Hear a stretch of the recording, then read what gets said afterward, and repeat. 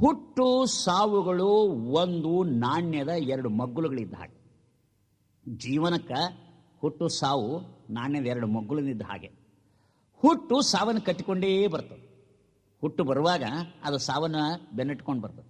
ಹೆಂಗೆ ಮನುಷ್ಯನ ಕೂಡ ನೆರಳು ಹೆಂಗೆ ಬರ್ತಿರ್ತದೆ, ನಮ್ಮ ನೆರಳು ಬರ್ತಿರ್ತದೆ ನೋಡು. ಆಗ ನಾವು ಹುಟ್ಟಿದೀವಿ ಅಂದ್ರೆ ಅದು ಸಾವನ್ನು ನಮ್ಮ ಜೊತೆಗೆ ಬಂದಿರ್ತದೆ. ನಾಯಿ ಬಾಲ್ ಹೆಂಗೆ ಬಂದಿರ್ತದೆ ಹಂಗೆ ಬಂದೇ ಬರ್ತದೆ ಅದು. ಆದ್ದರಿಂದ ಹುಟ್ಟುವುದು ಸಾಯುವುದು ಅದು ಪರಮಾತ್ಮನ ಲಕ್ಷಣ ಅಲ್ಲ. ಯಾವ್ದು ಹುಟ್ಟುತ್ತದ ಅದು ಸಾಯ್ತದ.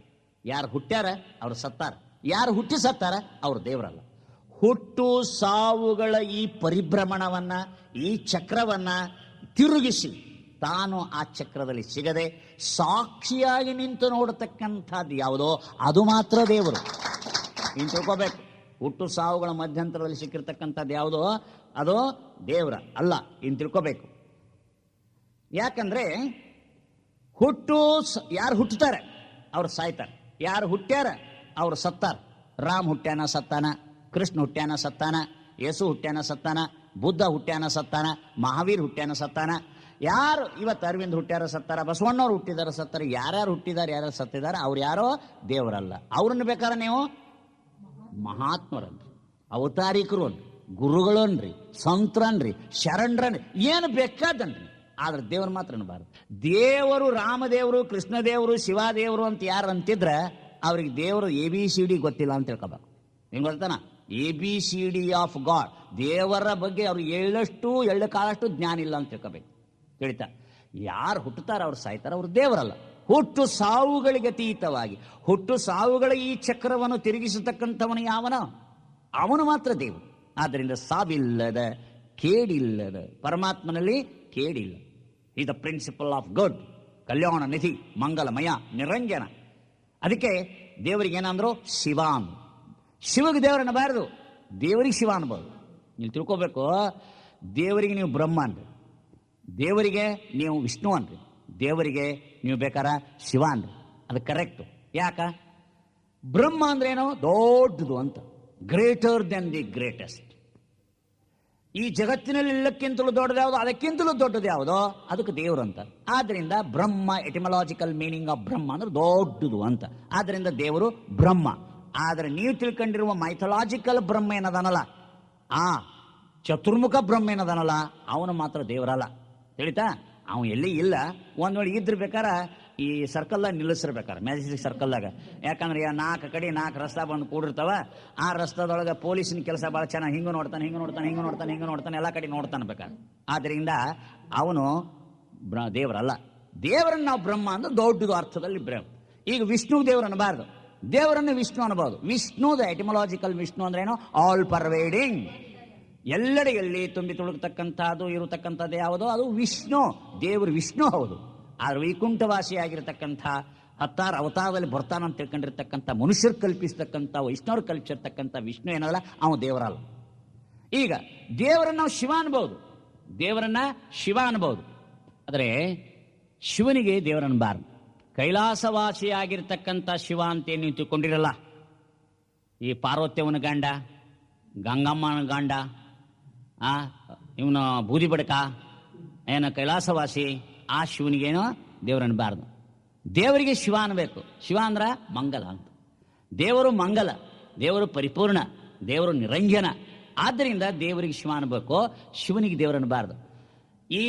ಇಲ್ಲೇ ವ್ಯತ್ಯಾಸ ಇರೋದು. ಏನು ವ್ಯತ್ಯಾಸ ಅಂದ್ರೆ, ದೇವರಿಗೆ ಬ್ರಹ್ಮ ಅಂದ್ರೆ, ದೇವರಿಗೆ ವಿಷ್ಣು ಅಂದ್ರೆ, ದೇವರಿಗೆ ಶಿವ ಅಂದ್ರೆ ಅದು ತಾತ್ವಿಕವಾದ ವಿವೇಚನೆ.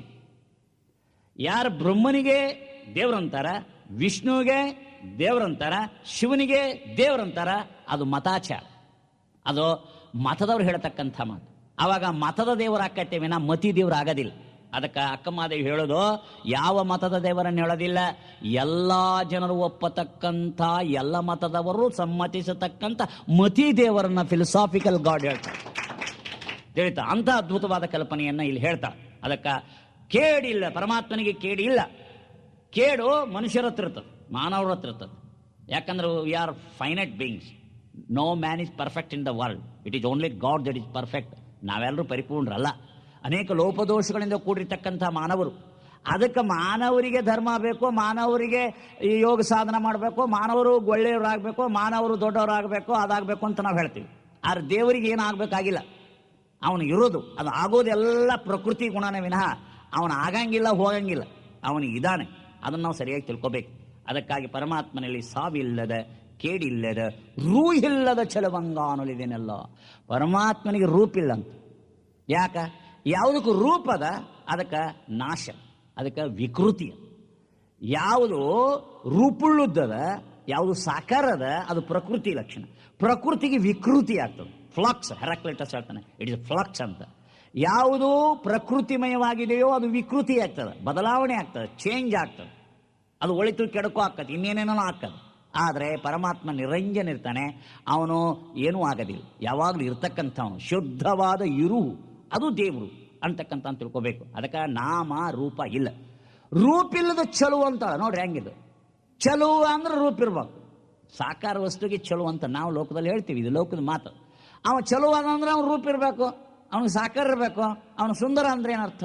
ಆದ್ರೆ ಅಕ್ಕಮಹಾದೇವಿ ಹೇಳ್ತಕ್ಕಂಥ ಮನುಷ್ಯರಲ್ಲಿರ್ತಕ್ಕಂಥ ಸೌಂದರ್ಯವನ್ನಲ್ಲ, ನಿಸರ್ಗದತ್ತವಾಗಿರ್ತಕ್ಕಂಥ ಆ ಸೌಂದರ್ಯ. ಕೀಟ್ಸ್ ಹೇಳ್ತಾನೆ truth is beauty, beauty is truth, ಸತ್ಯಂ ಶಿವಂ ಸುಂದರಂ ಅಂತ ಹೇಳ್ತಾರಲ್ಲ, ಆ ಸತ್ಯಂ ಶಿವಂ ಸುಂದರಂ ಅರ್ಥದಲ್ಲಿ ಅಕ್ಕಮಹಾದೇವಿ ಹೇಳ್ತಾರೆ.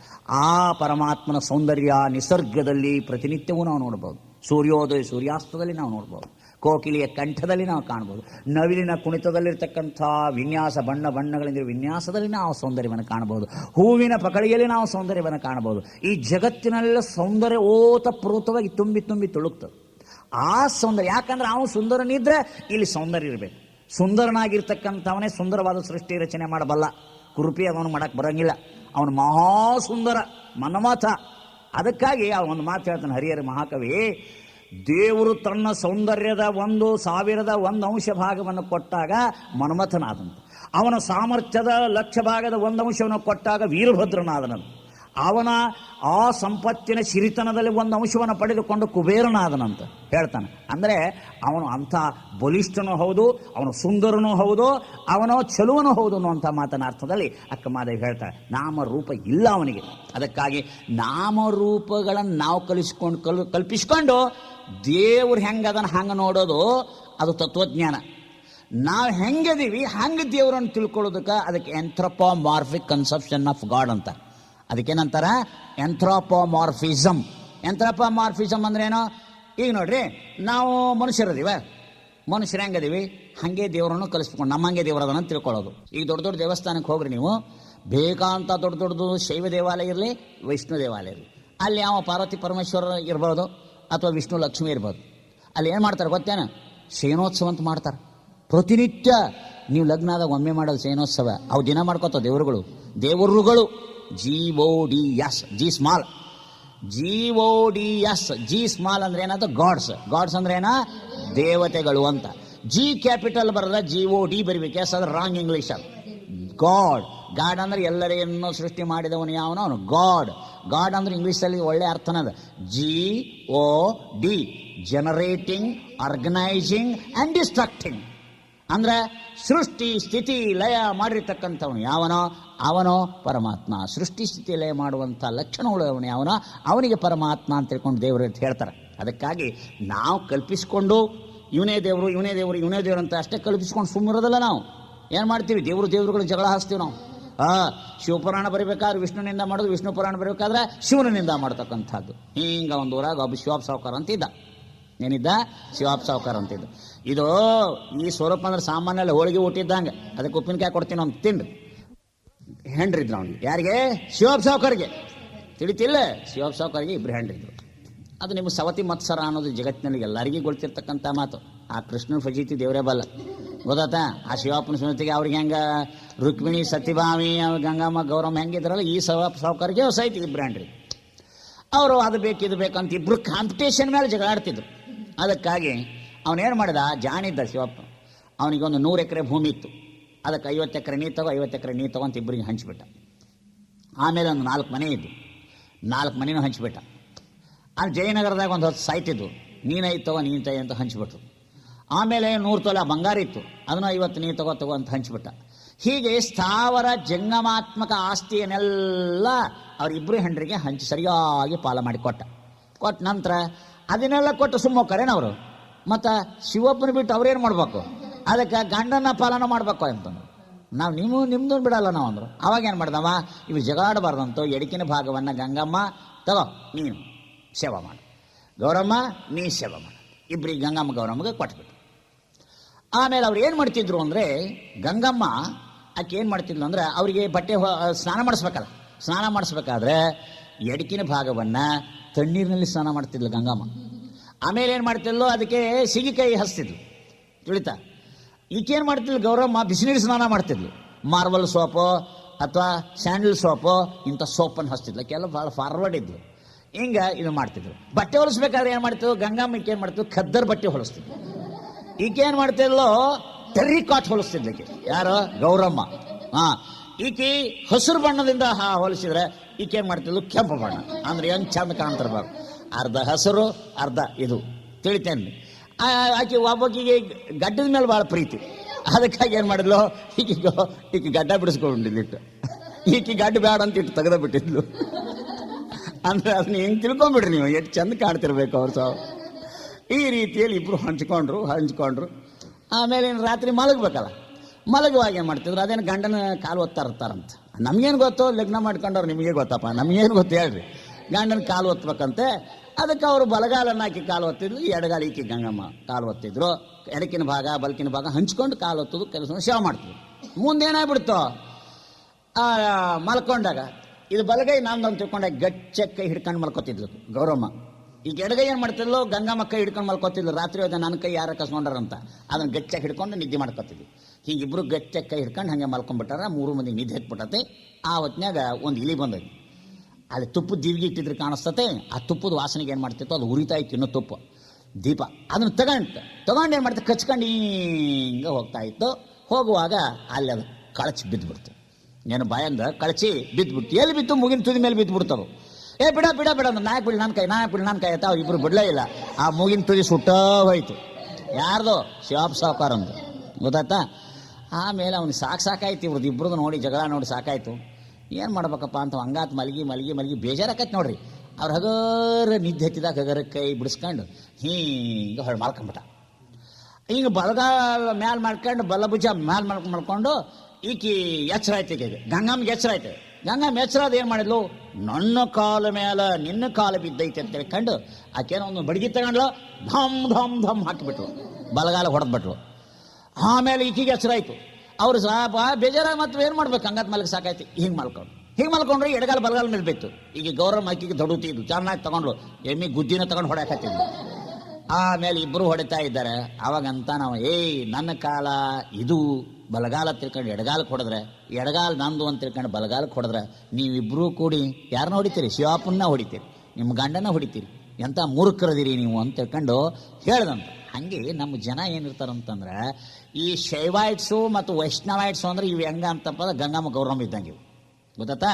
ಇವು ಗಂಗಮ್ಮ ಗೌರಮ್ಮ ಇದ್ದಂಗೆ ಏನು ಮಾಡ್ತಾರೆ, ಇವರು ವಿಷ್ಣುನಿಂದ ಮಾಡೋದು ಶಿವನೇ ದೇವರು ಅನ್ನೋದು, ಈ ವಿಷ್ಣುನಿಂದ ಮಾಡಿ ಶಿವನೇ ದೇವರು ಅನ್ನೋದು, ಶಿವನಿಂದ ಮಾಡಿ ವಿಷ್ಣುನ ದೇವರು ಅಂತಕ್ಕಂಥದ್ದು ಏನೊಂದು ಕಲ್ಪನಾ ಅದ. ಅದು ನಿಜವಾಗಿರ್ತಕ್ಕಂಥ ದೇವರು ಶಿವನೂ ಅಲ್ಲ ವಿಷ್ಣುನೂ ಅಲ್ಲ, ಆ ನಿಜವಾದ ಪರಮಾತ್ಮನನ್ನೇ ಇವರು ನಿಂದ ಮಾಡ್ತಾರೆ. ಅದಕ್ಕಾಗಿ ನಾವು ಇದನ್ನು ತಿಳ್ಕೋಬೇಕು. ದೇವರು ಒಂದು ಮತದ ಇದ್ರ ಚೌಕಟ್ಟಿನಲ್ಲಿ ಸಿಗೋದಿಲ್ಲ. ದೇವರು ಶಿವನೂ ಅಲ್ಲ, ದೇವರು ವಿಷ್ಣುನೂ ಅಲ್ಲ. ದೇವರು ಏನೋ ಅಕ್ಕ ಹೇಳಿದಂತೆ ಸಚ್ಚಿದಾನಂದ ನಿತ್ಯ ಪರಿಪೂರ್ಣನಾಗಿರ್ತಕ್ಕಂಥ, ಸಾವಿಲ್ಲದ ಕೇಡಿಲ್ಲದ ರೂಹಿಲ್ಲದ ಚಲುವಂಗ ಅನ್ನಲಿದೇನವ, ಎಡೆಯಿಲ್ಲದ ಕಡೆಯಿಲ್ಲದ ತೆರಹಿಲ್ಲದ ಕುರುಹಿಲ್ಲದ ಚಲುವಂಗ ಅನ್ನಲಿದೇನವ. ಪರಮಾತ್ಮನಿಗೆ ಎಡೆಯಿಲ್ಲ. ಅಂದ್ರೆ ಎಡೆ ಅಂದ್ರೆ ಠಾವು, ಎಡೆ ಅಂದ್ರೆ ಸ್ಥಾನ ಸ್ಪೇಸ್ ಠಾವು. ಈಗ ಸಿದ್ಧಲಿಂಗೇಶ್ವರ ಠಾವುದು ಯಡಿಯೂರು, ಸಿದ್ದರಾಮನ ಠಾವುದು ಸೊನ್ನಲಾಪುರ, ಬಸವಣ್ಣನ ಠಾವುದು ಕೂಡಲ ಸಂಗಮ, ಅಕ್ಕಮಾದೇವಿ ಠಾವುದು ಉಡುತಡಿ ಅಂತ ಹೇಳ್ತೀವಲ್ಲ. ಹಾಗೆ ಠಾವು ಅಂದ್ರೆ ಸ್ಥಳ, ಮಹಾತ್ಮರ ಸ್ಥಳ ಅಂತ. ಆದ್ರೆ ಪರಮಾತ್ಮನ ಠಾವು ಯಾವುದು ಅಂದ್ರೆ, ಪರಮಾತ್ಮನಿಗೆ ಯಾವ ಠಾವಿಲ್ಲ, ಅವನಿಗೆ ಯಾವ ಸ್ಥಳವೂ ಇಲ್ಲ. ಯಾಕೆ, ಅವನು ಅತೀತ, ಈ ಸ್ಥಾನಕ್ಕೆ ಅತೀತನಾಗಿರ್ತಕ್ಕಂಥವನು. ಒಂದು ಸ್ಥಾನದಲ್ಲಿ ಒಂದು ದಿಕ್ಕಿನಲ್ಲಿ ಅವನು ಸಿಗೋದಿಲ್ಲ. ಪರಮಾತ್ಮನಿಗೆ ಇನ್ನೊಂದು ಹೆಸರು ದಿಕ್ಕೇಡಿ ಅಂತ ಐತಿ. ನೀವು ದಿಕ್ಕೇಡಿ ಅಂದ್ರೆ ಏನು ಮಾಡ್ತೀರಿ, ಯಾಕೋ ನಮ್ಗೆ ದಿಕ್ಕೇಡಿ ಅಂತೀರಿ, ಹೊಲ ಇಲ್ಲ ಮನೆ ಇಲ್ಲ ಹೆಂಡ್ರಿಲ್ಲ ಮಕ್ಕಳಿಲ್ಲ ಅಂತೀರಿ ನೀವು, ಹೌದಲ್ಲ. ಆದ್ರೆ ನೀವು ನಮಗೆ ದಿಕ್ಕೇಡಿ ಅಂದ್ರೆ ನಮಗೆ ಖುಷಿ ಆಗ್ತದೆ. ಯಾಕೆ ದಿಕ್ಕೇಡಿ ಅಂದ್ರೆ ಅರ್ಥ ಏನು ಗೊತ್ತಿಲ್ಲ, ದಿಕ್ಕು ಇಲ್ಲದವನು ಯಾವನು ಅವನು ದೇವರು ಅಂತ. ನಾವೆಲ್ಲರೂ ದಿಕ್ಕದ ಒಳಗಾಗಿದ್ದೀವಿ, limited by space and time, ಹೌದಲ್ಲ? ದಿಕ್ಕುಗಳಲ್ಲಿ ನಾವು ಬಂಧಿತರಾಗಿದ್ದೇವೆ. ಆದ್ರೆ ಪರಮಾತ್ಮ ದಶದಿಕ್ಕಕ್ಕೆ ಅತೀತನಾಗಿದ್ದಾನೆ. ಅವನು ಯಾವ ದಿಕ್ಕಿನಲ್ಲಿ ಸಿಗೋದಿಲ್ಲ. ಯಾಕೆ? ಯಾವುದು ಖಂಡಿತದ, ಯಾವುದು ಪರಿಚ್ಛನ್ನದ, ಅದು ಮಾತ್ರ ಸ್ಥಾನ ಕಾಲ ದಿಕ್ಕಿನಲ್ಲಿ ಬಂಧಿತ ಆಗಿರ್ತದೆ. ಯಾವ ವಸ್ತು ಅಖಂಡದ, ಪರಿಪೂರ್ಣದ, ನಿರಾಕಾರದ, ನಿರ್ಗುಣದ, ನಿರಂಜನದ, ಅದು ಸ್ಥಾನ ಕಾಲ ದಿಕ್ಕಿನಲ್ಲಿ ಅದು ಬಂಧಿತ ಆಗೋದಿಲ್ಲ. ಆದ್ದರಿಂದ ಪರಮಾತ್ಮನಿಗೆ ಅದಕ್ಕೆ ಎಡೆಯಿಲ್ಲದ, ಕಡೆಯಿಲ್ಲದ, ಪರಮಾತ್ಮನಿಗೆ ಕೊನೆ ಇಲ್ಲ. ಯಾಕೆ ಕೊನೆ ಇಲ್ಲ? ಅದಕ್ಕೆ ಮೊದಲಿಲ್ಲ. ಯಾವುದು ಆದಿ ಅದು ಶಾಂತ, ಯಾವುದು ಅನಾದಿ ಅದು ಅನಂತ ಅಚ್ಯುತ. ತಿಳಿತದಿಲ್ಲ? ಯಾವುದು ಅನಾದಿ ಅದು ಅನಂತ ಅಚ್ಯುತ. ಯಾವುದಕ್ಕೆ ಮೊದಲು ಅದ, ಇದ್ರ ಅರ್ಥ ಏನೋ ಕೊನೆ ಅದಂತೆ ಅರ್ಥ. ಕೊನೆಗೆ ಇರಲೇಬೇಕು. Beginning must have an end. ಯಾವುದಕ್ಕೆ ಬಿಗಿನಿಂಗ್ ಅದ ಅದಕ್ಕೆ ಎಂಡ್ ಅದ, ಯಾವ್ದು ಮೊದಲದ ಅದು ಕೊನೆ ಅದು. ಅದಕ್ಕೆ ಯಾವುದು ಆದಿ ಅದು ಶಾಂತ, ಯಾವುದು ಅನಾದಿ ಅದು ಅನಂತ ಅಚ್ಯುತ, ನಾಶವಾಗಲಾರತಕ್ಕಂಥದ್ದು. ಅದಕ್ಕೆ ಎಡೆ ಇಲ್ಲದ, ಕಡೆ ಇಲ್ಲದ, ತೆರಹಿಲ್ಲದ, ಕುರುಹಿಲ್ಲದ ಚಲುವಂಗ ಅನ್ನೋಲ್ಲಿ ನೀವು. ಅದಕ್ಕೆ ತೆರಹು ಇಲ್ಲ. ಪರಮಾತ್ಮನಿಗೆ ತೆರಹು ಇಲ್ಲ. ತೆರ ಅಂದ್ರೆ ಇಲ್ಲ ಅಂದ್ರೆ ಪೊಳ್ಳಿಲ್ಲ ಅಂತ. ಹಿಂಗೆ ತಿಳ್ಕೊಬಾರ್ದು. ನೀವು ಅಲ್ಲೆಟ್ ಕೂತಿರಲ್ಲ ಬಿಡಿಯಾಗಿ, ದೇವ್ರು ಅಲ್ಲಿ ಹಿಂಗೆ ಅಲ್ಲೆಟ್ ಗುಡಿ ಹಾಕುತ್ತಾನ ತಿಳ್ಕೊಬಾರ್ದು. ಅಥವಾ ನಕ್ಷತ್ರಗಳದಾವಲ್ಲ ಟಕ ಅಲ್ಲೆಟ್ ನಕ್ಷತ್ರದವ್ರಿಗೆ ಹೆಂಗದಾವ ಹಂಗೆ ದೇವರನ್ನ ತಿಳ್ಕೊಬಾರ್ದು. ದೇವ್ರು ಹೆಂಗದ? ಪೂರ್ಣಮದ ಪೂರ್ಣಮಿದಂ ಪೂರ್ಣಾತ್ ಪೂರ್ಣಮದಚ್ಚ ಪೂರ್ಣಶ್ಚ ಪೂರ್ಣಮಾದ ಉಪನಿಷತ್ ಹೇಳುವಂತೆ ಅವನು ಒಬ್ಬ ಹೆಣ್ಮಗಳು ಹೇಳ್ತಾ, ಜಾನಪದ ಸಾಹಿತ್ಯ ಹೇಳ್ತಾ ಒಬ್ಬಕ್ಕೆ, ಎಳ್ಳು ಗೊಣೆಯಳು ಮುಳ್ಳು ಮೊನೆಯಳು ಪೊಳ್ಳು ಬಿಡದ ಒಳಗ ಹೊರಗ ಇದ್ದಾನೆ ಹೇಳ್ತಂಗಿ ಚಿಂತ್ಯಾಕ ಮಾಡ್ತಿದ್ದಿ ಚಿನುಮೆ ಶಿವನಿದ್ದಾನೆ ಹೇಳ್ತಂಗಿ ಅಂತ. ಒಬ್ಬ ಜಾನಪದ ಕವಿಯಿತ್ರಿ ಹೇಳತಕ್ಕಂಥ ಅದ್ಭುತವಾದ ಕಲ್ಪನೆ ಇವತ್ತು ಗ್ರಾಜುಯೇಟ್ಸ್, ಡಬಲ್ ಗ್ರಾಜುಯೇಟ್ಸ್ ಗೊತ್ತಿಲ್ಲ. ಗೊತ್ತಾ? ಕೇಳ್ತಾ ಎಳ್ಳದ ಗೊನೆಯಲ್ಲಿ ಅಂದ್ರೆ ಎಳ್ಳಂದ್ರೆ ಸ್ನಿಗ್ಧ ಪ್ರೇಮದಲ್ಲಿ ದೇವರದ.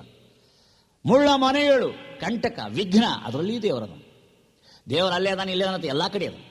ಪೊಳ್ಳು ಬಿಡದ ಒಳಗ ಹೊರಗ ತುಂಬಿದಾನೆ ಹೇಳ್ತಂಗಿ ಚಿಂತ್ಯಾಕ ಮಾಡ್ತೀವಿ. ಪೊಳ್ಳು ಬಿಡದ ಒಳಗ ಹೊರಗ ಆಕಾಶನೋ ತತ್ವ ಒಳಗೆ ಹೆಂಗದ ಹೊರಗೆ ಹೆಂಗದ ಎಲ್ಲ ಕಡೆ ಹೆಂಗ ತುಂಬಿಕೊಂಡದ, ಹಾಗೆ ಪರಮಾತ್ಮ ಅನ್ನುವಂಥ ಚೈತನ್ಯ ಅದು ಒಳಗ ಹೊರಗ ಎಲ್ಲೆಡೆಯಲ್ಲಿ ಓತಪ್ರೋತವಾಗಿ ತುಂಬಿ ತುಳುತ್ತದೆ. ಅದಕ್ಕೊಂದು ಉದಾಹರಣೆ ಹೇಳ್ತೀನಿ. ಸಂಕ್ರಮಣಕ್ಕೆ ಬರ್ತೀರಲ್ಲ, ಇಲ್ಲಿ ಶರಣ ಮೇಲೆ ಸಂಕ್ರಮಣ ಬರಲ್ಲೇನೋ, ಆವಾಗ ನೀವು ಬಂದಾಗ ಅಲ್ಲೆಲ್ಲ ಸಕ್ರೆ ಬೊಂಬೆಗಳು ಇರ್ತಾವೆ ತಿಳಿತಾನ. ಆ ಸಕ್ರೆ ಬೊಂಬೆ ತಗೊಂಡು ತಿಂತೀರಿ, ನೀವು ಮನೆಗೆ ಹೋಯ್ತೀರಿ. ಈಗ ಸಕ್ರೆ ಬೊಂಬೆ ಅದ, ಹೌದಾ? ಶಿವನೊಂದು ಸಕ್ರೆ ಬೊಂಬೆ ತಗೊಂಡಿರಪ್ಪ. ಆ ಬೊಂಬೆ ತಗೊಂಡು ನೀವು ಮನೆಗೆ ಹೋಗ್ತೀರಿ, ನಿಮ್ಮ ಮಕ್ಕಳಿಗೆ ಕೊಡ್ತೀರಿ, ಅಥವಾ ಅವ್ರ ಹುಡುಗರು ತಿಂತಾರೆ. ಕೈ ಮುರ್ಕೊಂಡು ತಿಂದು ರುಚಿ ಹತ್ತತಿಲ್ಲ, ಕಾಲು ಮುರ್ಕೊಂಡು ತಿಂದು ರುಚಿ ಹತ್ತತಿಲ್ಲ, ಕಿವಿ ಮುರ್ಕೊಂಡು ತಿಂದು ರುಚಿ ಹತ್ತತಿಲ್ಲ, ಮೂಗು ಮುರ್ಕೊಂಡು ತಿಂದು ರುಚಿ ಹತ್ತತಿಲ್ಲ. ಏನು ಸುಂಬಳ ಬರ್ತದ ಅಲ್ಲಿ? ಏನು ಬರಲ್ಲ.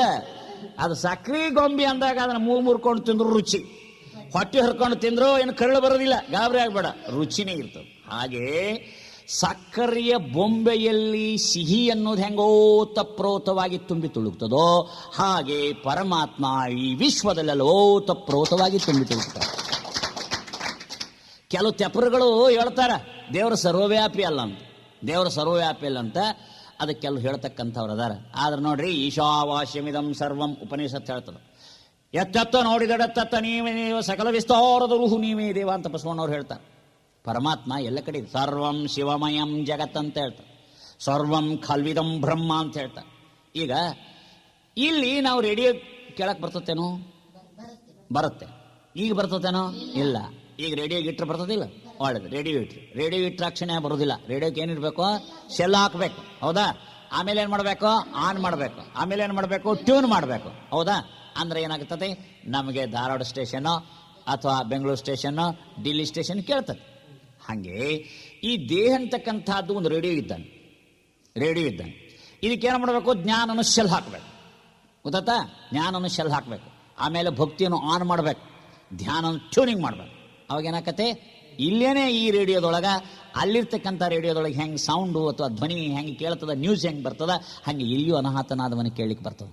ಅಂದ್ರೆ ಎಲ್ಲ ಕಡೆಯೂ ಕೇಳಲಿಕ್ಕೆ ಸಾಧ್ಯತೆ. ರೇಡಿಯೋ ಇವತ್ತು ಜಗತ್ತಿನ ತುಂಬ ಎಲ್ಲಿ ಹೋದರೂ ಸಹಿತ BBC ನೀವು ಕೇಳ್ಬೋದು. ಅಂದ್ರೆ ಏನು? BBC-ಯಲ್ಲಿ ಇರ್ತಕ್ಕಂಥ ಧ್ವನಿ ತರಂಗಗಳು ಎಲ್ಲ ಕಡೆ ಅದಾವಂತ ಅರ್ಥ. ಎಲ್ಲ ಕಡೆ ಇದ್ರೆ ಮಾತ್ರ ಹೆಂಗೆ ರೇಡಿಯೋದಲ್ಲಿ ನಮಗೆ ಎಲ್ಲ ಕಡೆ ಕೇಳಕ್ಕೆ ಸಾಧ್ಯವೋ ಹಾಗೆ ಪರಮಾತ್ಮ ಎಲ್ಲ ಕಡೆ ಇದ್ರೆ ಮಾತ್ರ ಎಲ್ಲ ಕಡೆ ಸಾಕ್ಷಾತ್ಕಾರ ಮಾಡ್ಕೊಳ್ಳಿಕ್ಕೆ ಬರ್ತದೆ.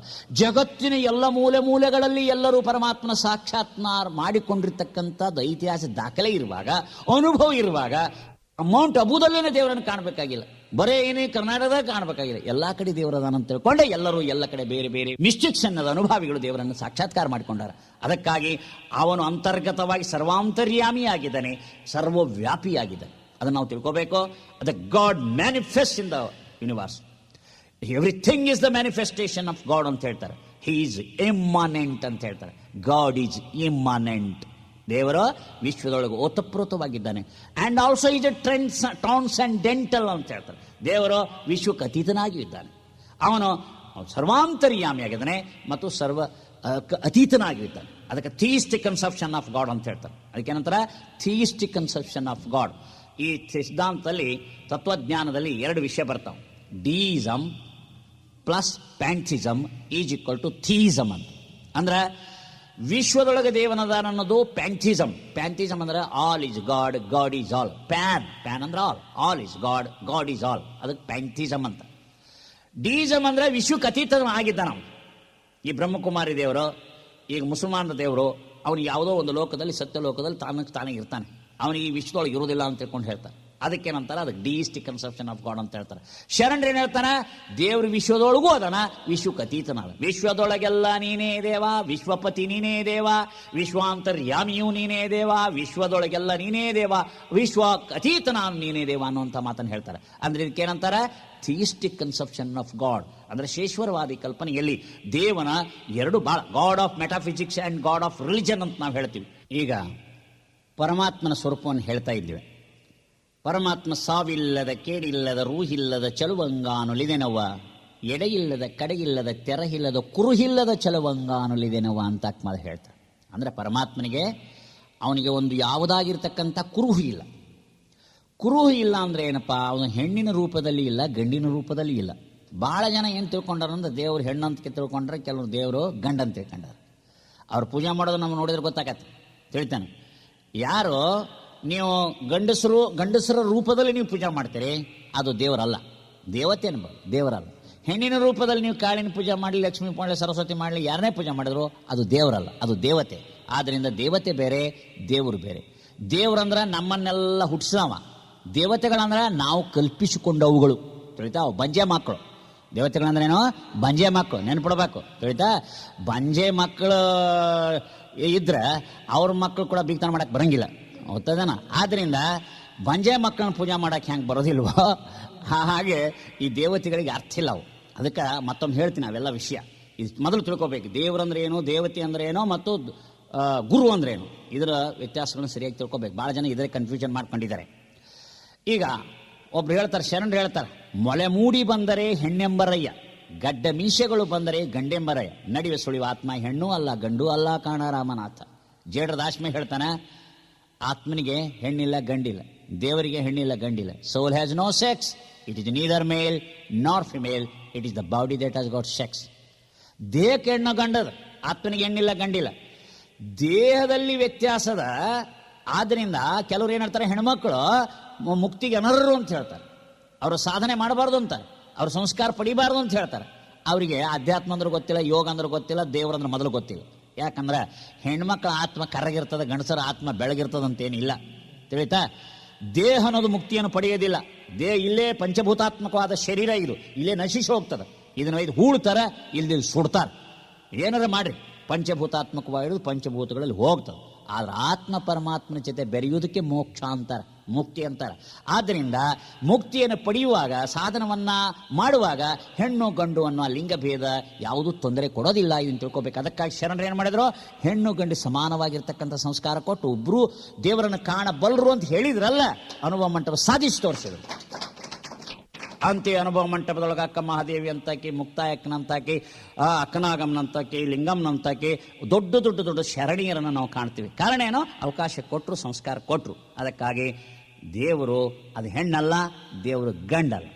ಕುರುಹಿಲ್ಲದ ಚಲುವಂಗಾನೊಲಿದೆನವ್ವ, ನೀನು ಕೇಳ ತಾಯಿ, ಭವವಿಲ್ಲದ ಭಯವಿಲ್ಲದ ನಿರ್ಭಯ ಚಲುವಂಗಾನೊಲಿದೆ. ಪರಮಾತ್ಮನಿಗೆ ಭವವಿಲ್ಲ.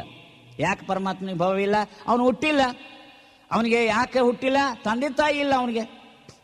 ತಂದೆ ತಾಯಿ ಇಲ್ಲದ ಕಂದ, ನಿನ್ನಿಂದ ನೀನೇ ಹುಟ್ಟಿ ಬೆಳೆದಿಯಲ್ಲ. ಪ್ರಭುದೇವರು ಇನ್ನೊಂದು ಕಡೆ ಹೇಳ್ತಾರೆ, ಅವನು ಕಂದ ಅಂತ, ಆದ್ರೆ ತಂದೆ ತಾಯಿ ಇಲ್ಲ ಅಂತ. ಇದೇ ಮಿಸ್ಟಿಸಿಸಮ್. ಏನೋ ತಂದೆ ತಾಯಿ ಇಲ್ಲ, ಅವನಿಗೆ ಡೇಟ್ ಆಫ್ ಬರ್ತ್ ಇಲ್ಲ. ಒಂದು ಮಾತು ನಿಮಗೆ ಹೇಳ್ತೀನಿ, ಯಾರಿಗೆ ಡೇಟ್ ಆಫ್ ಬರ್ತ್ ಅದ ಅವರು ದೇವರಲ್ಲ. ಯಾರಿಗೆ ತಂದೆ ತಾಯಿ ಅದಾರ ಅವರು ದೇವರಲ್ಲ. ರಾಮನಿಗೆ ತಂದೆ ತಾಯಿ ಅದಾರಿಲ್ಲ, ಅವನು ಡೇಟ್ ಆಫ್ ಬರ್ತ್ ಐತಿಲ್ಲ, ಐತಿ. ಆದ್ರೆ ಕೃಷ್ಣಗೆ ಐತಿಲ್ಲ, ಆಯ್ತು. ಕೃಷ್ಣ ತಂದೆ ತಾಯಿ ಅದಾರಿಲ್ಲ, ಅದಾರ. ಆದ್ದರಿಂದ ದೇವರಲ್ಲ. ತಿಳಿತಾ? ನೀವು ಯಾರನ್ನ ತಗೊಳ್ರಿ, ನೀವು ಬಸವಣ್ಣನೇ ತಗೊಳ್ರಿ, ಇವತ್ತು ನಾನಕನ್ನೇ ತಗೊಳ್ರಿ, ಯೇಸು ಕ್ರಿಸ್ತನ ತಗೊಳ್ರಿ, ಬುದ್ಧನ್ನೇ ತಗೊಳ್ರಿ, ಮಹಾವೀರನೇ ತಗೊಳ್ರಿ, ಅರವಿಂದ್ರ ತಗೊಳ್ರಿ, ವಿವೇಕಾನಂದ್ರ ತಗೊಳ್ರಿ, ಅವರೆಲ್ಲರಿಗೂ ತಂದೆ ತಾಯಿ ಉಂಟು, ಅವರಿಗೆಲ್ಲ ಡೇಟ್ ಆಫ್ ಬರ್ತ್. ಆದ್ದರಿಂದ ಅವ್ರನ್ನ ನಾವು ದೇವ್ರು ಅನ್ನಬಾರ್ದು. ಅವ್ರಿಗೇನು ಅನ್ಬೇಕು? ಗುರುಗಳನ್ರಿ, ಮಹಾತ್ಮರನ್ರಿ, ಏನರ ಅನ್ರಿ, ಅವತಾರಿಕರನ್ರಿ, ಅವ್ರ ದೇವ್ರು ಅನ್ನಬಾರ್ದು. ದೇವ್ರಂದ್ರ ದೇವರ ಸ್ವರೂಪನೇ ಗೊತ್ತಿಲ್ಲ ಅಂತ ತಿಳ್ಕೊಂಡು ಹೇಳ್ಬೋದು. ಅಂಥವ್ರಿಗೆ ಪಾಪ ಗಾಂಧೀಜಿ ಅಂತವ್ರಿಗೆ ಗೊತ್ತಾಗಿಲ್ಲ ರಘುಪತಿ ರಾಘವ ರಾಜಾರಾಮ್ ಅಂತಂದ್ಬಿಟ್ಟು. ತಿಳಿತಾ? ಸಚ್ಚಿದಾನಂದ ನಿತ್ಯ ಪರಿಪೂರ್ಣನಾಗಿರ್ತಕ್ಕಂಥ ರಾಮ ಅಂದ್ರೆ ಕರೆಕ್ಟು. ತಿಳಿತಾ? ಸಚ್ಚಿದಾನಂದ ನಿತ್ಯ ಪರಿಪೂರ್ಣನಾಗಿರ್ತಕ್ಕಂಥ ರಾಮ ಅಂದ್ರೆ ಕರೆಕ್ಟು. ಸಚ್ಚಿದಾನಂದ ನಿತ್ಯ ಪರಿಪೂರ್ಣನಾಗಿರ್ತಕ್ಕಂಥ ಶಿವ ಅಂದ್ರೆ ಕರೆಕ್ಟು. ಆದರೆ ರಘುಪತಿ ರಾಘವ ರಾಜಾರಾಮ್ ಅಂದ್ರೆ ಹೋಯ್ತಲ್ಲಿ ಫಿಲಾಸಫಿ ಲಗ ಹೊಡೆದೋಯ್ತು. ಗಾಂಧೀಜಿ ಸಹಿತ ಪುವರ್ ಮೆಟಾಫಿಷಿಯನ್, ದೊಡ್ಡ ಮಹಾತ್ಮರು ಹೌದು, ಆದರೆ ಈ ವಿಷಯದಲ್ಲಿ ಅವ್ರಿಗೆ ಗೊತ್ತಿಲ್ಲ. ಆದ್ದರಿಂದ ಇನ್ನು ತಿಳ್ಕೋಬೇಕು. ವೈಕುಂಠವಾಸಿಯಾದನು ತಪ್ಪು, ಕೈಲಾಸವಾಸಿಯಾದರೂ ತಪ್ಪು. ಅವರು ಯಾವ ವಾಸಿಯೂ ಅಲ್ಲ, ಅವನು ಹೃದಯ ವಾಸಿ. ಅವನು ಎಲ್ಲರ ಹೃದಯ ಮಧ್ಯದಲ್ಲೇ ಇರತಕ್ಕಂಥವನು, ಎಲ್ಲೆಡೆಯಲ್ಲಿ ಓತಪ್ರೋತವಾಗಿ ತುಂಬಿತಿರತಕ್ಕಂಥವನು ಯಾವನೋ ಅವನು ದೇವರು. ಇದನ್ನು ತಿಳ್ಕೊಳ್ಬೇಕು. ನಿಮಗೊಂದು ಮಾತು ಹೇಳ್ತೀನಿ, ಒಂದು ಘಟನೆ ನಡೀತಿ. ಒಮ್ಮೆ ಬಸವಲಿಂಗಪ್ಪ ಅವ್ರು, ನಿಮ್ಗೆ ಗೊತ್ತು, ಮಿನಿಸ್ಟರ್ ಬಸವಲಿಂಗಪ್ಪನವರು ಒಮ್ಮೆ ಏನು ಮಾಡಿದ್ರು, ಒಂದು ಭಾಷಣ ಮಾಡಿದ್ರು. ಆ ಭಾಷಣದಲ್ಲಿ ಏನು ಹೇಳಿದ್ರು? ನಿಮ್ಮ ಮನೆಯಲ್ಲಿರ್ತಕ್ಕಂಥ ದೇವರ ಪಟಗಳನ್ನೆಲ್ಲ ಬೀಸಾಕ್ರಿ ಅಂತಂದ್ರು. ದೇವರ ಪಟಗಳನ್ನೆಲ್ಲ ಬೀಸಾಕ್ರಿ ಅಂದ ಕೂಡಲೇ ಕೆಲವು ಹುಡುಗರು ಬಂದು ನನಗೆ ಕೇಳಿದ್ರು, ಏನ್ರಿ ನಾಸ್ತಿಕ ಬಸವಲಿಂಗಪ್ಪ ದೇವರ ಪಟ ಬೀಸಾಕ್ರಿ ಅಂತ ಹೇಳ್ತಾನೆ, ನೀವು ದೊಡ್ಡ ಸ್ವಾಮಿಗಳು, ಇಂಥ ಪ್ರವಚನ ಹೇಳ್ತೀರಿ, ದೇವರ ಬಗ್ಗೆ ಇಷ್ಟೊಂದೆಲ್ಲ ಹೇಳ್ತೀರಿ, ಧರ್ಮದ ಬಗ್ಗೆ ಇಷ್ಟು ಪ್ರಚಾರ ಮಾಡ್ತೀರಿ, ನೀವು ಯಾಕೆ ಅದನ್ನು ಖಂಡನ ಮಾಡಬಾರ್ದು ಅಂತ. ನಾನು ಅಂದೆ, ಅದನ್ನು ಖಂಡನಾನು ಮಾಡಬೇಕಾಗಿಲ್ಲ, ಮಂಡನಾನು ಮಾಡಬೇಕಾಗಿಲ್ಲ, ಅದಕ್ಕೇನು ಸುಮ್ಮನೆ ನಗಬೇಕು ಅಂತಂದೆ ನಾನು. ಯಾಕೆ ಅಂದರು, ಅಲ್ರಿ ಈಗ ತಿಳ್ಕೊಂಡು ವಿಚಾರ ಮಾಡಿರಿ ಸ್ವಲ್ಪ. ಅವರು ದೇವರ ಪಟಗಳನ್ನು ಬೀಸಾಕ್ರಿ ಅಂದಾರ. ದೇವರ ಪಟಗಳನ್ನು ಬೀಸಾಕ್ರಿ ಅಂತಂದ್ರೆ ಹೆಂಗಪ್ಪ ಅಂತಂದ್ರೆ, ಒಬ್ಬ ವಕೀಲ ಏನು ಮಾಡ್ತಿದ್ದ, ಜಡ್ಜಿನ ಮುಂದೆ ಒಂದು ವಾದ ಮಾಡ್ತಿದ್ದ.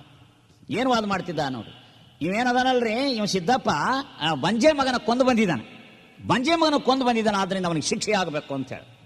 ಬಂಜೆ ಮಗನನ್ನು ಕೊಂದವನಿಗೆ ಶಿಕ್ಷೆ ಕೊಟ್ಟರೆ ಅವನು ಜಡ್ಜ್ ಅಲ್ಲ, ವಾದ ಮಾಡಿದ್ರೆ ಅವನು ವಕೀಲ ಅಲ್ಲ. ಹೌದಾ? ಬಂಜೆ ಮಗನನ್ನು ಕೊಲ್ಲಾಕ್ ಬರೋದಿಲ್ಲ, ಹೌದಲ್ಲ? ಬಂಜೆ ಮಗನನ್ನು ಹೆಂಗೆ ಕೊಲ್ಲಾಕ್ ಬರೋದಿಲ್ಲ, ಹಾಗೆ ದೇವರ ಪಟಗಳನ್ನು ಬೀಸಾಕಕ್ಕೆ ಬರೋದಿಲ್ಲ. ದೇವರ ಪಟಗಳನ್ನು ಈವರೆಗೂ ಯಾವ ಪ್ರಪಂಚದಲ್ಲಿ ಯಾವ ಕ್ಯಾಮ್ರಾಮನ್ನೋ ಯಾವನೋ ಈವರೆಗೆ ಯಾವ ಗಂಡಸನೋ ಸಹಿತ ದೇವರ ಫೋಟೋ ಹೊಡೆದಿಲ್ಲ. ಫೋಟೋ ಇದ್ದು ದೇವರಲ್ಲ, ಗೊತ್ತಾತಾ? ದೇವರಿಗೆ ಫೋಟೋ ಇಲ್ಲ, ದೇವರಿಗೆ ರೂಪ ಇಲ್ಲ, ಫೋಟೋ ಇದ್ದದ್ದು ದೇವರಲ್ಲ. ಯಾವುದು ಫೋಟೋ ಐತಲ್ಲ ಅದು ದೇವರಲ್ಲ. ಇನ್ನು ತಿಳ್ಕೋಬೇಕು. ದೇವರಿಗೆ ಫೋಟೋ ಇಲ್ಲ, ದೇವರಿಗೆ ಪಟ ಇಲ್ಲ, ದೇವರಿಗೆ ರೂಪ ಇಲ್ಲ. ಅವನು ನಿರಾಕಾರನಾಗಿರ್ತಕ್ಕಂಥ ಪರಮಾತ್ಮ, ಹುಟ್ಟು ಸಾವು ಇಲ್ಲದಂಥ ಪರಮಾತ್ಮ. ಅವನಿಗೆ ತಂದೆ ತಾಯಿ ಇಲ್ಲದವನು ಯಾವನು? ಅವನು ಪರಮಾತ್ಮ. ಅದಕ್ಕೆ ಭಯವಿಲ್ಲದ ಅವನು ಯಾರಿಗೆ ಹೆದರ್ಬೇಕಾಗೈತೆ? ನಮಗೆ ಜೊತೆ ಅನೇಕ ಜನ ಇರ್ತಾರ, ಅವ್ರಿಗೆ ನಾವು ನಮ್ಗಿಂತ ಅವನು ಸ್ಟ್ರಾಂಗ್ ಇದ್ರೆ ಹೆದರ್ಬೇಕಾಕತಿ, ನಮ್ಗಿಂತ ಸಾವುಕಾರ ಇದ್ರೆ ಹೆದರ್ಬೇಕಾಕತಿ, ನಮ್ಗಿಂತ ಬಲಿಷ್ಠ ಇದ್ರೆ ಹೆದರ್ಬೇಕಾಕತಿ. ದೇವರಿಗಿಂತಲೂ ಹಿರಿದಾದ ವಸ್ತು ಜಗತ್ತಿನಲ್ಲಿ ಯಾವುದೂ ಇಲ್ಲ. ಏಕಮೇವ ದ್ವಿತೀಯವಾಗಿರ್ತಕ್ಕಂಥ ಪರಮಾತ್ಮನ ಹೆದರಿಸ್ತಕ್ಕಂಥದ್ದು ಇನ್ನೊಂದು ವಸ್ತು ಪ್ರಪಂಚದಲ್ಲಿ ಇಲ್ಲ. ಆದ್ದರಿಂದ ಅವನು ಯಾರಿಗೆ ಹೆದರಬೇಕಾಗಿಲ್ಲ. ಆದ್ದರಿಂದ ಹೆದರಬೇಕಾಗಿಲ್ಲ ಪರಮಾತ್ಮನೋ. ಅದರಂತೆ ನಾವು ಇನ್ನೊಬ್ರಿಗೆ ಹೆದರದಿದ್ರೆ ದೇವರನ್ನು ನಾವು ಕಾಣ್ತೀವಿ. ತಿಳಿತಾನೆ? ಯಾರು ಪುಕ್ರಿರ್ತಾರ, ಯಾರೋ ಭಯ ಅದಕ್ಕೆ ಇದಕ್ಕೆ ಭಯ ಪಡ್ತಾರ, ಅವ್ರಿಗೆ ದೇವ್ರು ಕಾಣಕ್ಕಾಗಲ್ಲ. ನಿರ್ಭಯ ಇರಬೇಕು. ಪರಮಾತ್ಮನ ಲಕ್ಷಣ ನಿರ್ಭಯ ಹೆಂಗೋ ಹಾಗೆ ಶರಣನ ಲಕ್ಷಣ ನಿರ್ಭಯವಾಗಬೇಕು. ಯಾರಿಗೆ ಹೆದರಬಾರ್ದು. ಭಯವಿಲ್ಲದ ನಿರ್ಭಯ ಚಲುವಂಗಾನುಲಿದೆನವ್ವ. ಕುಲವಿಲ್ಲದ ಸೀಮೆ ಇಲ್ಲದ ನಿಸೀಮ ಚಲುವಂಗಾನುಲಿದೆನವ್ವ. ಪರಮಾತ್ಮನಿಗೆ ಕುಲ ಇಲ್ಲ, ಜಾತಿ ಇಲ್ಲ, ಏನಿಲ್ಲ. ಪರಮಾತ್ಮನಿಗೆ ಯಾವ ಜಾತಿನೂ ಇಲ್ಲ, ಕುಲನೂ ಇಲ್ಲ. ತಿಳಿತೇನೆ? ಜಾತಿ ಕುಲ ಇದ್ರೆ ಆ ಜಾತಿಯವರು ಆ ದೇವ್ರನ್ನ ಪೂಜೆ ಮಾಡ್ಬೋದು, ಆ ಕುಲದವರು ದೇವ್ರನ್ನ ಪೂಜೆ ಮಾಡ್ಬೋದು. ಈ ಗುರುಗಳಿಗೆ ಜಾತಿ ಕುಲ ಇರ್ಬೋದು, ಆದರೆ ನಿಜವಾದ ಗುರುವಿಗೆ ಜಾತಿ ಕುಲ ಇರಂಗಿಲ್ಲ. ಯಾಕಂದ್ರೆ ಜಾತಿ ಕುಲ ಬಿಟ್ಟವನೇ ಗುರು. ಜಾತಿ ಕುಲ ಹಿಡ್ಕೊಂಡು ಅವನು ಗುರು ಆಗೋದಿಲ್ಲ. ಅವನು ಗೃಹಸ್ಥರಿಗೆ ಜಾತಿ, ಯಾಕಂದ್ರೆ ಹೆಣ್ಣು ಗಂಡು ರೊಟ್ಟಿ ಬೇಟಿ ವ್ಯವಹಾರ ಮಾಡೋಕ್ಕೆ ಇರ್ತದೆ ವಿನಾ ಪರಮಾತ್ಮನಿಗೆ ಅವನಿಗೆ ಯಾರು ಕೂಡ ಬೀಗ್ತಾನ ಮಾಡಬೇಕಾಗಿಲ್ಲ. ಆದ್ದರಿಂದ ಅವನಿಗೆ ಹೆಣ್ಣು ಗಂಡು ಆ ತಗೊಳ್ಳೋದು ಕೊಡೋದು ಇರೋದಿಲ್ಲ. ಆದ್ದರಿಂದ ಅವನಿಗೆ ಜಾತಿನೂ ಇಲ್ಲ, ಕುಲಾನೂ ಇಲ್ಲ. ಅವನು ಯಾವ ಉಚ್ಚ ಜಾತಿಯವನೂ ಅಲ್ಲ, ಕೀಳು ಜಾತಿಯವನಲ್ಲ. ಯಾಕೆ? ಎಲ್ಲ ಜಾತಿಯವರಿಗೆ ಬೇಕಾಗಿರುವವನು ಪರಮಾತ್ಮ.